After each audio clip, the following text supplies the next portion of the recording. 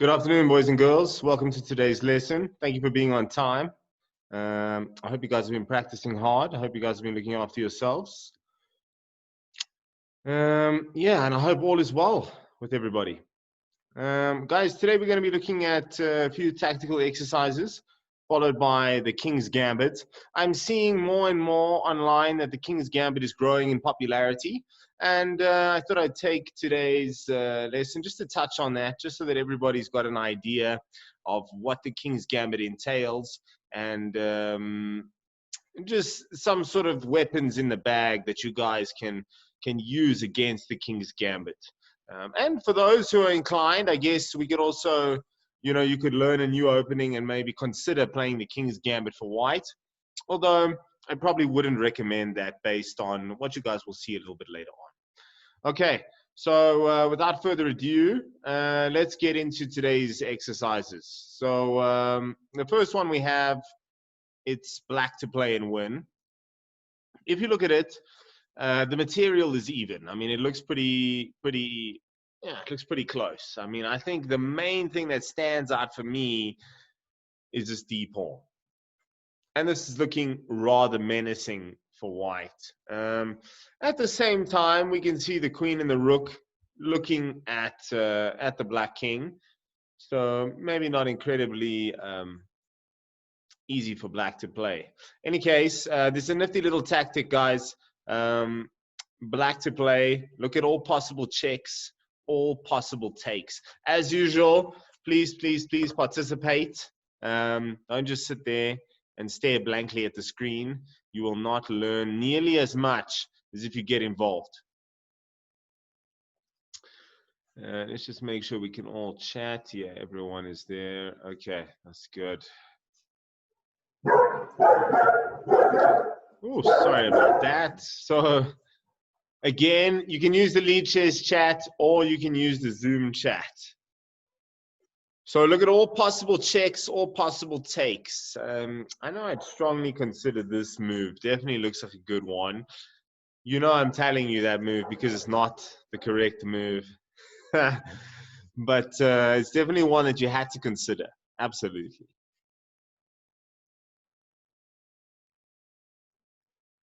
What else would I look at? The checks are in short supply. There's only one check on this chessboard, and it looks pretty sketchy.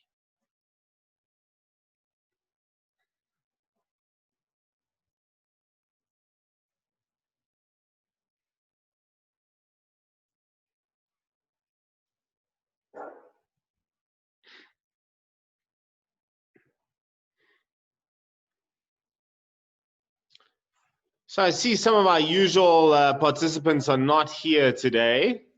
I wonder what's going on.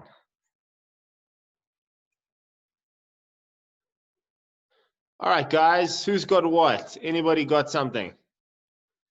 Even if, I think, let's say this, even if you're not 100% sure, if you're like, nah, I don't know if I have the winning combination. I've mentioned this previously.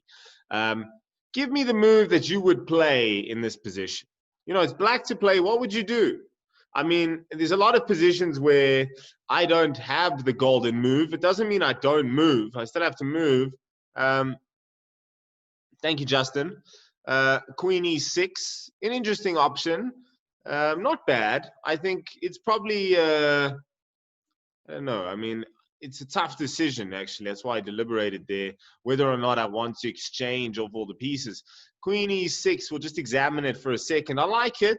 You're creating a threat, and you're sort of getting rid of the queen. If this queen on h6 is making you nervous, then it makes a lot of sense to trade the queens. So queen e6, you're like, okay, let's get rid of the queens. Now, if white accepts this trade, that's what I mean. Like all the pieces are coming off because now it's knight e6. Then it's rook takes. Then it's king takes. Now I've still got this pawn, which is looking very juicy, but the bishop's got this diagonal covered. It's like, that's just a little bit of a pity. That's just a little unfortunate. So it's an interesting one. 3 against 3, bishop against knight. The position's pretty open, so maybe the bishop's got a slight advantage. But I've got 2 passed pawns, which also looks very interesting. All right, thank you for that.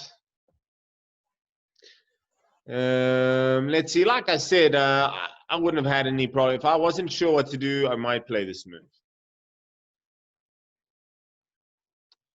This is looking very, very scary. Of course, if you do nothing, I'm promoting.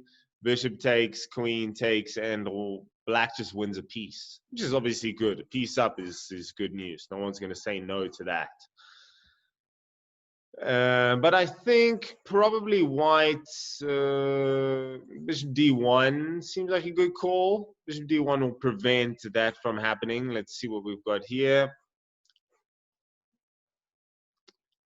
Okay, that is the, thank you, Mackenzie, the Leechess study link. Welcome. Okay, so bishop d1 would probably prevent that from happening. Then we could continue.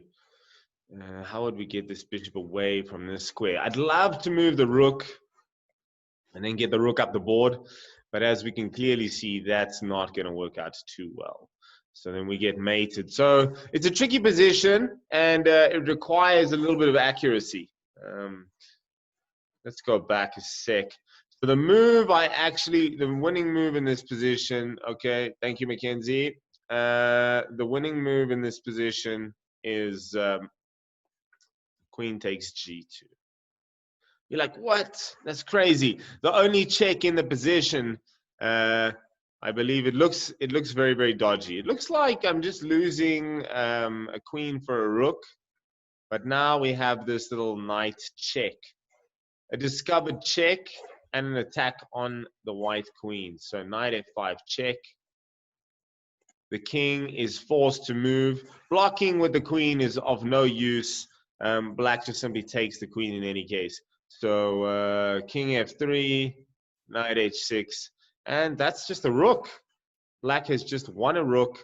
Nice and easy. Just to recap it there for you guys, we're sitting in this position, and we just go queen takes g2.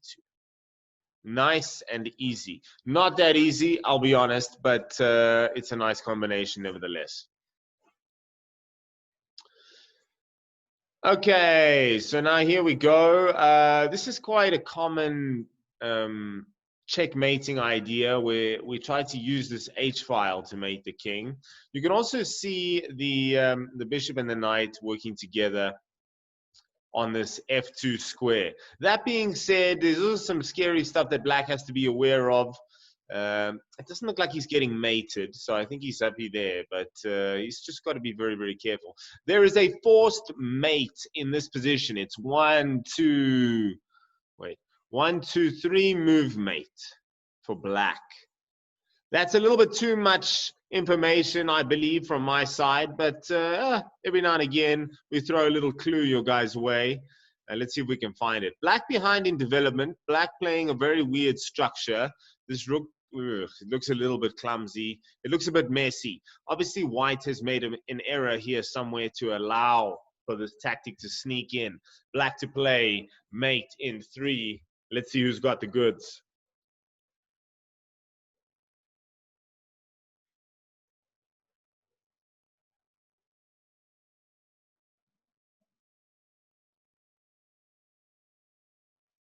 So it's forced. So check, check, check, check. Make sure you investigate all possible checks, please. It's a must. Like I said, knight f2 looks good, but I think white can just take. Of course, you win rook for knight, which is a good material gain. That's 5 for 3, which is good news. But there's better. When there's a mate on the line, of course, that's far more. Anyway, I just realized after knight f2, rook f2, white's also just going to then take the rook. So that's actually, looks like knight f2 is going to drop a piece. Because we get their rook for a knight, but then they get our rook for free. So then we just a knight down. That's just horrible. So guys, as usual, get involved. Get involved.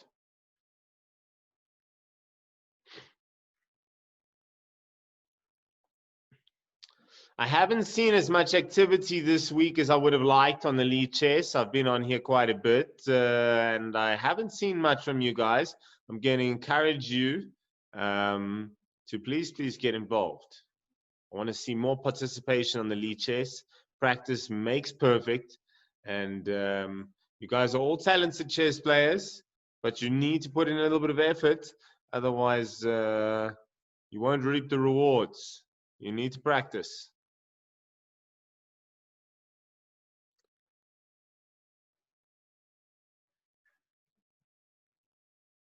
So what other possible checks exist in this position? If knight f2 is not going to cover us, what are we going to do then? Because there must, like I've already kind of given it away, there is a forced mate in this position.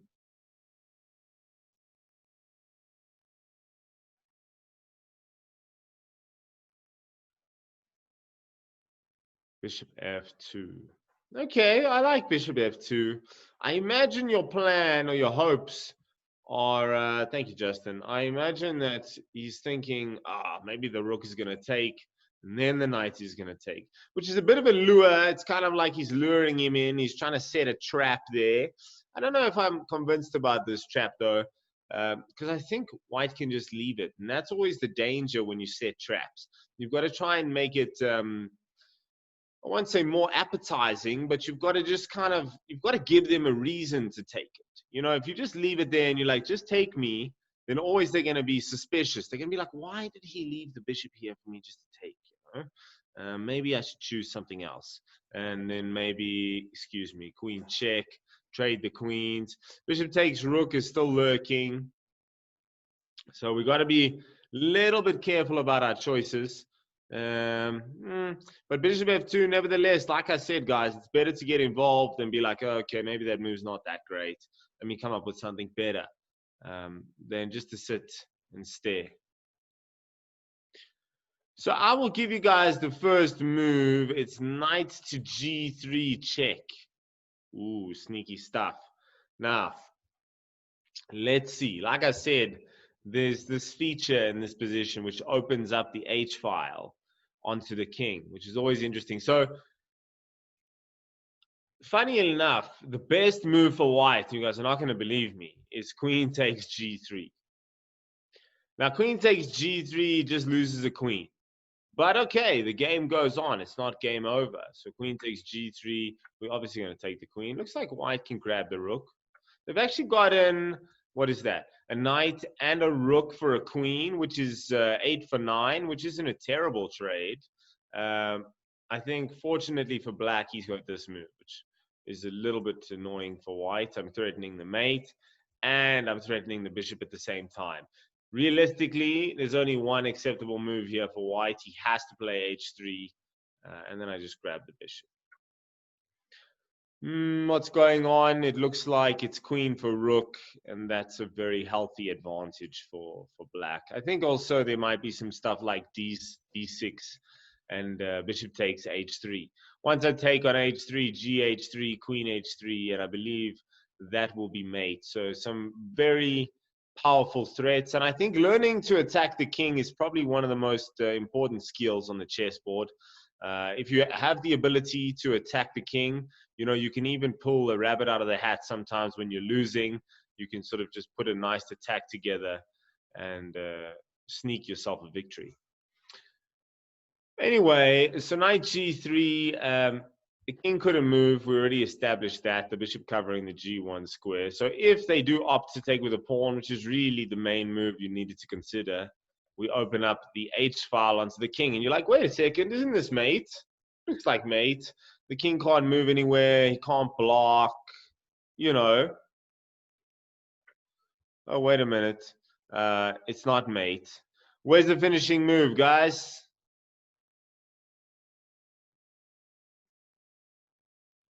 Let's see who's paying attention.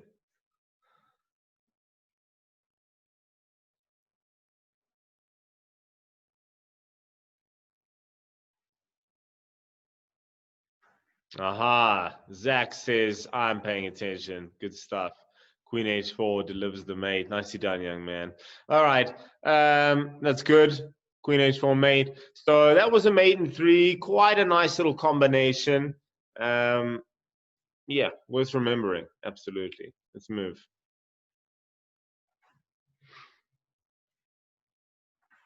Okay, it's we've got another little checkmate here. We can see we're using the feature of the discovered check, the discovered attack, and the double check. So those are a very big feature in the current chapter that we're dealing with, with regards to these exercises. This one again, I think it's mate in, yeah, it's mate in 3 again, but I feel like this has got an easier element and a slightly more challenging element. So the first thing, of course, you need to look at is all the possible checks with this queen. And what do I like to do whenever I see that, hey, there's a discovered check? I'm like, where can this bishop move where he can do some damage? Okay. Hello. I immediately look at this queen. I look at the rooks. I look at the big pieces. I'm like, where can this? I'd love to just go bishop check. I say check because the queen will be attacking the king.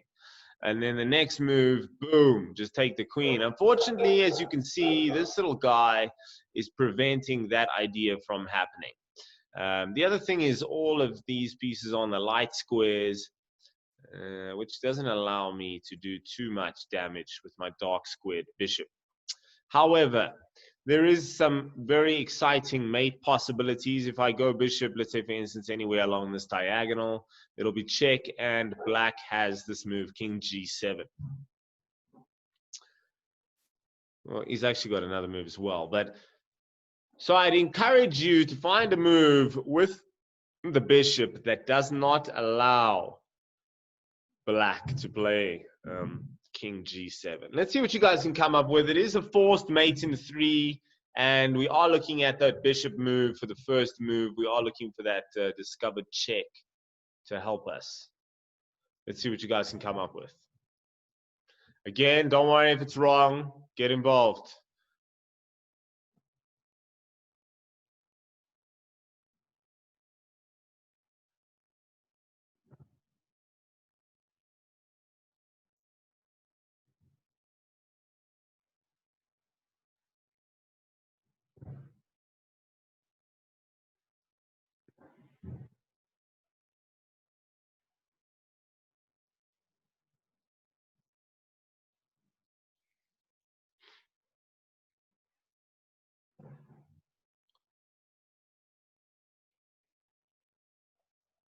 If you see another move that you really like and you're like, but it's kind of not what he was saying with the bishop. If you see another move that catches your eye that you believe is good, throw it into the arena. Let's see what we can do. We'll calculate it. We'll talk about it. We'll see if we can dissect it and see if we can actually use that move.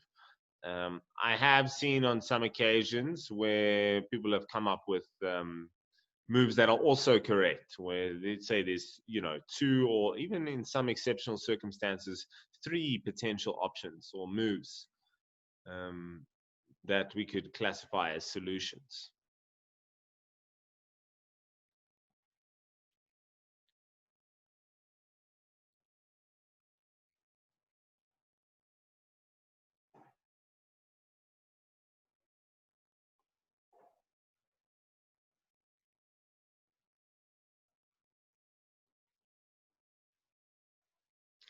Hey, you guys are quiet here today, hey? I hope it's because you're concentrating so hard. Okay, let me see if I can help you guys out. So the first move, like we said, I want to look at this discovered check. Bishop f4. Jason gets involved. Thank you, Jason. Bishop f4 does look good. I like bishop f4. Of course, having a nice eye on this queen, you're like, yes, I like that. Okay, so I'm going to investigate this move, bishop f4, and then we'll talk about another solution that is available. So the first thing I wanted to encourage you guys to have a look at was king g7. Now, king g7 to me seemed like it's sort of like an only move kind of thing that black had to do, but like there is another move that they can play. But queen h6 here appears to be mate. I'm like, ooh, all these squares are covered, so no, no, no. And there is no escape for this little king on g7. The rook covering the f6 square, if you're wondering who's covering that. Like I was, actually. then you realize the rook is actually covering f6, and this king has been mated. Another interesting point, and also just regarding the discovered attacks and discovered checks, is whenever I see, let's say, a queen or a rook or a valuable piece in the line of attack, then suddenly I'm like, wait a minute, what if I could make this rook disappear? You know, if this rook could just vanish, then I'm gladly going to help myself to the queen. And that's where all these discovered check and discovered attack ideas sort of stem from. So you're like, oh, I just need to get rid of this rook in an inconspicuous way. Maybe something like this might do the job. I go rook takes g6 with check. The check is essential because otherwise they could perhaps just ignore this and then just move the queen.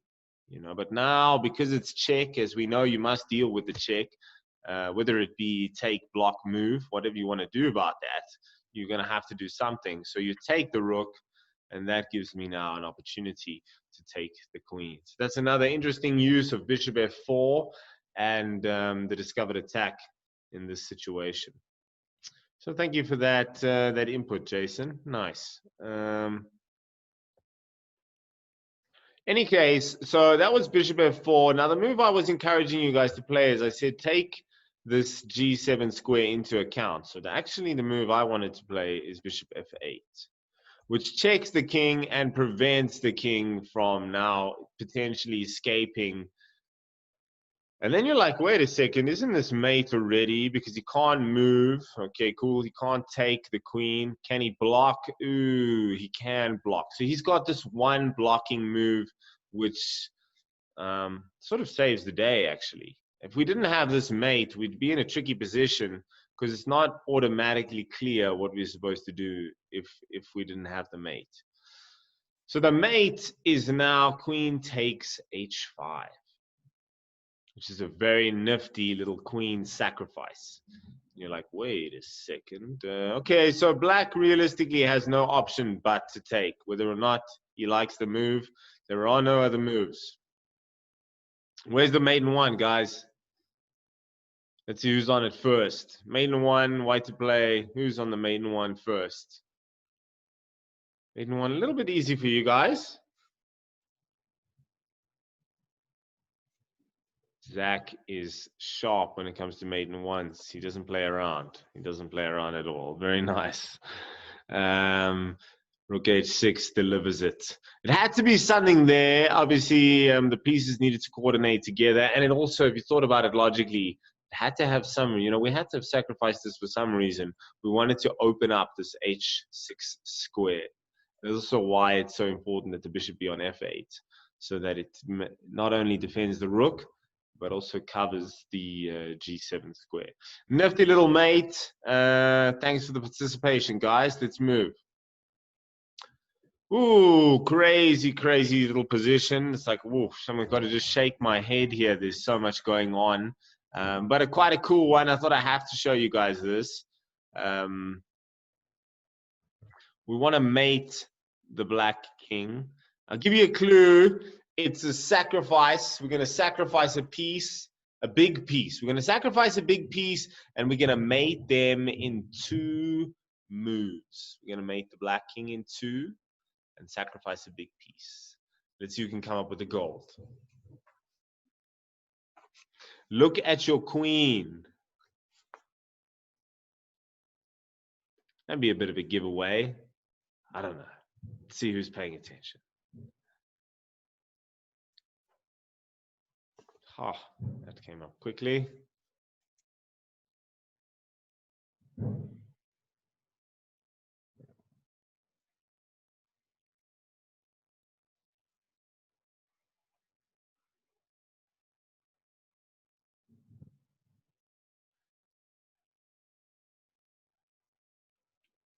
So queen sacrifice. You are playing white. Zach, you will always be playing with the color that we have here at the bottom that you're sort of sitting in front of. If it were black, I would swap it around. Then you would be playing the other way around. So it's always like that. Whichever piece or color pieces we have in front of us, that's who we are.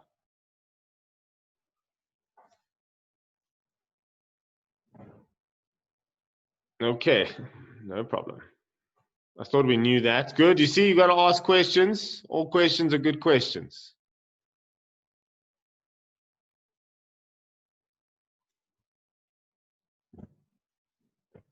So I'm going to speed it up a bit. Bishop c4, Mackenzie. I hope that was a, I won't say a misprint, but just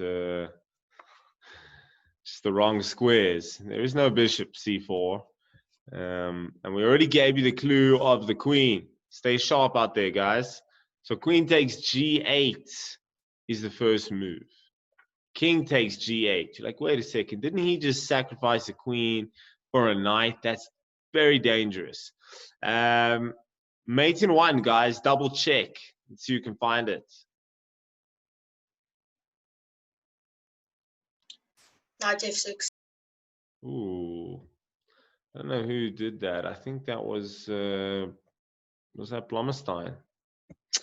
Guys, let's keep those mics muted. He's right though. Knight f6 is good. I don't imagine.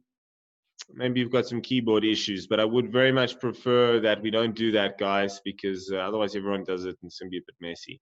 So knight f6 is a good move, well played.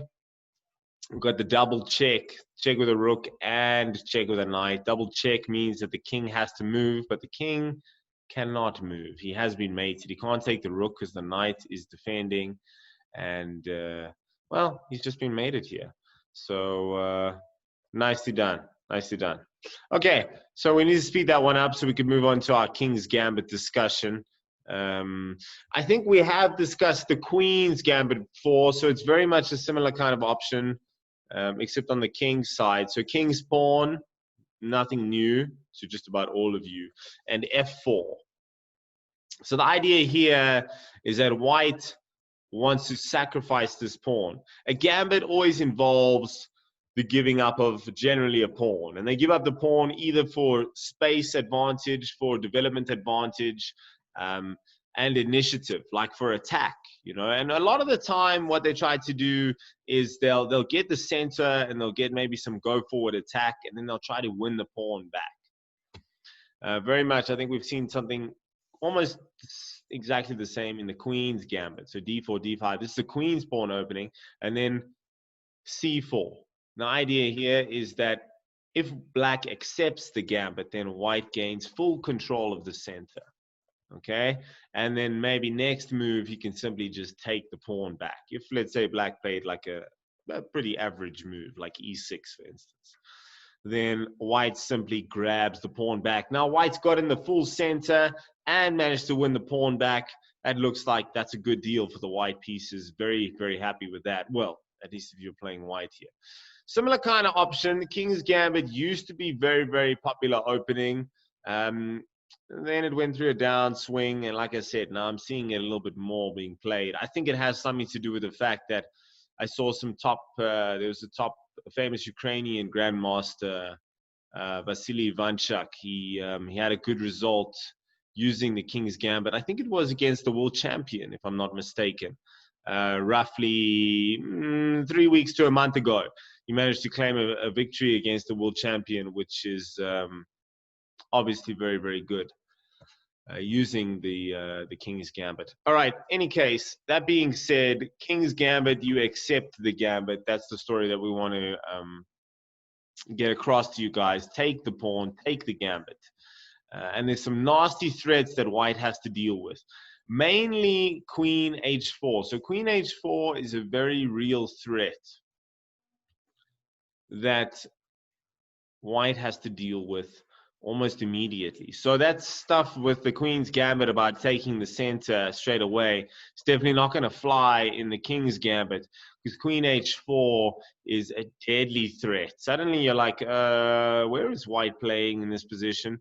g3 has got some real problems. F takes g, and this position looks like it's really, really difficult for for white. If h takes g, of course, just queen takes h1. And that just looks like, yeah, that just looks like a rook is just dropped. That's horrible. Can't do that. Now, there's a nifty little trick here. If knight f3, which attacks the queen, then you just go g2. And you're like, but wait a second. Yes, the knight can take the queen, but then you take the rook and promote again. That's quite a healthy gain for the black pieces. You sort of take a rook and promote to a queen. That's pretty amazing. You don't see that every day. So quite nice. Some very powerful threats lurking in the mist for black. So queen h4, very, very scary. Oof. Okay, so knight f3. Let's say black goes bishop e7. This is the move I want to promote for you guys. Bishop e7 with bishop h4 check. Okay, very, very important. Very important. Because then if knight takes, of course, I'm going to bring the queen in again. And that's going to be very, very difficult for them to defend. So let's say, I think white has to go bishop c4. Bishop h4. If knight takes, queen takes, big advantage. I think that's very unpleasant position for white. I wouldn't recommend that. So let's say they opt to go king f1. That's probably E. But do you see, this is why I don't like this too much, because always if you have to move your king, then you can't castle. It just seems to affect the whole rhythm of the position, and not really great. So now if I'm black here, my general strategy here is to go knight c6, d6, bishop g4. Okay, and my plan is to long castle so that I can launch a massive attack onto this white king on f1, who is unable to castle. So like knight c6, d4, d6. I'll even let them have this pawn. Not too phased about that. Bishop g4. And then you could also even potentially look at queen f6, and you'd be attacking them along this f file. Very, very nice. Guys, so to summarize, King's Gambit, like I said, you might see it. You'll see it more and more if you're playing online or playing against some people who are sort of following what's going on in the chess world. You know, once top grandmasters start to use certain openings, they suddenly pick up in popularity, and it's always useful to have some ideas on how to play against this. So e takes f, very useful here with the queen h4 ideas. I did a video on this where I went into some more extensive detail. You guys must please check that one out. Okay, so guys, as usual, please try and practice some chess. I'll be online. I'll be watching you guys. Try and get in a few games in the next half an hour. I know you guys, you know, you're all good chess players, but you need to keep those engines turning. You need to keep the wheels turning, keep the practice. So go straight onto the main menu and play the 15-minute time controls. If you want, you can try the 10 stuff. Don't go any faster than that. It's a little bit too quick. Guys, I hope you guys are practicing hard. Keep up the hard work. Look after yourselves. And until next time, bye-bye.